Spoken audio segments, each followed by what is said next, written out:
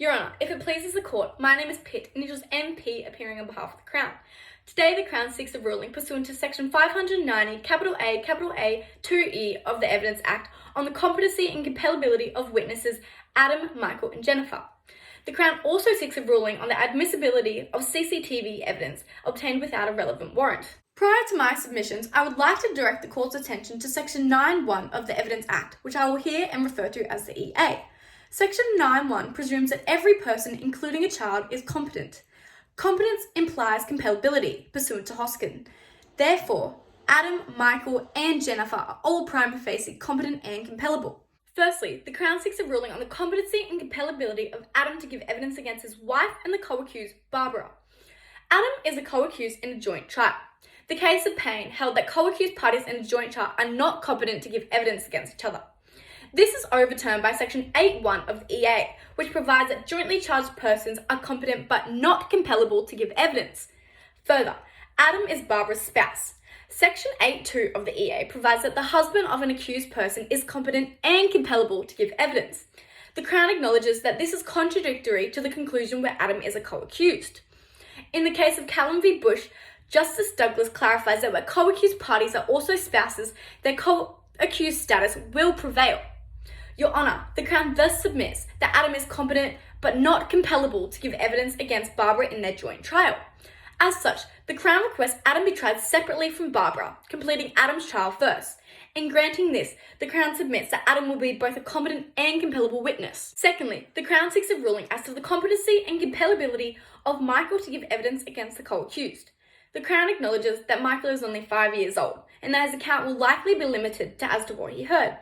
Notwithstanding, Section 9, A of the EA provides that Michael will be competent if he can give an intelligible account of events. Your Honour, if Michael's competence is debated, the Crown seeks expert evidence pursuant to Section 9, C of the EA. The Crown submits that Michael will be competent and compellable if the evidence favours that he can give an intelligible account of the events, and if it supports that he understands the seriousness of his obligations as a witness, pursuant to Section 9, B, 2A and B of the EA. Further, the Crown submits that Michael is an affected child for the purpose of Section 21, A, C and 21, A, D of the EA.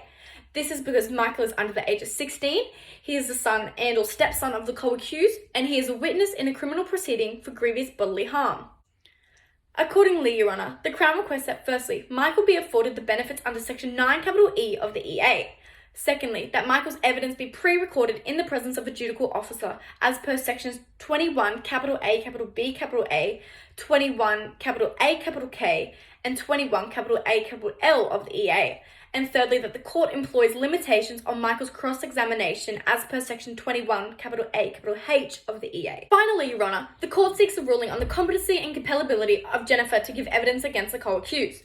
The Crown acknowledges Jennifer's profound hearing loss, inability to verbally communicate, and blindness in one eye. The Court also acknowledges Jennifer is only 11 years old.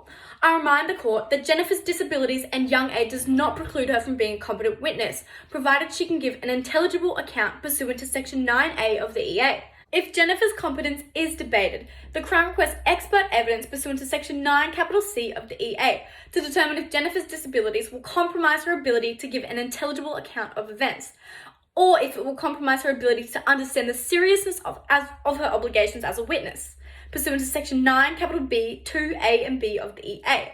Provided they do not, Your Honour, the Crown submits that Jennifer will be both a competent and compellable witness. To assist Jennifer with communicating, the Crown requests an interpreter pursuant to Section 131, A of the EA. If Your Honour is concerned that Jennifer's account will be lost in translation, the Crown alternatively requests that Jennifer's testimony be reduced to a written disposition pursuant to Section 9, D of the EA. Crown also submits that Jennifer is an affected child pursuant to Section 21, A, C and 21, A, D of the EA, as she is under 16 years, is the daughter and stepdaughter of the co-accused, and is the complainant in a criminal proceeding for grievous bodily harm. Thus, Your Honour, the Crown requests, as we did for Michael, that Jennifer be afforded the benefits under Section 9, E of the EA, that Jennifer's evidence be recorded in the presence of a judicial officer, and that the Court applies limitations on Jennifer's cross-examination. Finally, the Crown submits that Your Honour should not exercise any discretion to exclude the CCTV footage pursuant to Section 130 of the EA. Bunnings and Cross identifies 5 non-exhaustive factors to consider when determining if admitting evidence would be contrary to public policy. Firstly, whether the conduct was a genuine mistake or a deliberate breach of the law. The Crown acknowledges Constable Jones's failure to abide by common protocol under sections 150, 160 and 161 of the Police Powers and Responsibilities Act, which I will hear and refer to as the PPRA. However, in analogy to Bunning, the Crown admits that Jones made a genuine mistake and he did not deliberately nor recklessly disregard the law. Secondly, the cogency of evidence.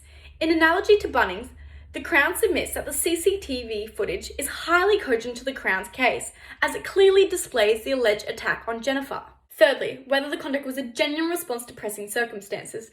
In contrast to the Crown v. Day, the Crown submits that Jones acted in a genuine response to the circumstances, as had he waited to obtain a warrant, the accused may have tampered with or deleted the footage. Fourthly, the gravity of the offence. Here, the co-accused parties are charged with grievous bodily harm pursuant to Section 320 of the Criminal Code, which carries a maximum sentence of 14 years imprisonment. Fifthly, whether the purpose of the statute has been contravened. Section 150, subsection 1A and B of the PPRA provides that a police officer may apply for a warrant to enter a place to obtain evidence. The Crown submits that the use of the word may implies that police warrants are not in all circumstances necessary. Further, sections 160 and 161 of the PPRA afford police officers with search warrant powers in the absence of a warrant, given prerequisites are met. Thus, the Crown submits that Jones did not contravene the purpose of the statute. Having weighed out the factors, the Crown submits that Your Honour exercises discretion to not exclude the CCTV footage on public policy grounds. Thank you, Your Honour. That concludes the Crown's submissions.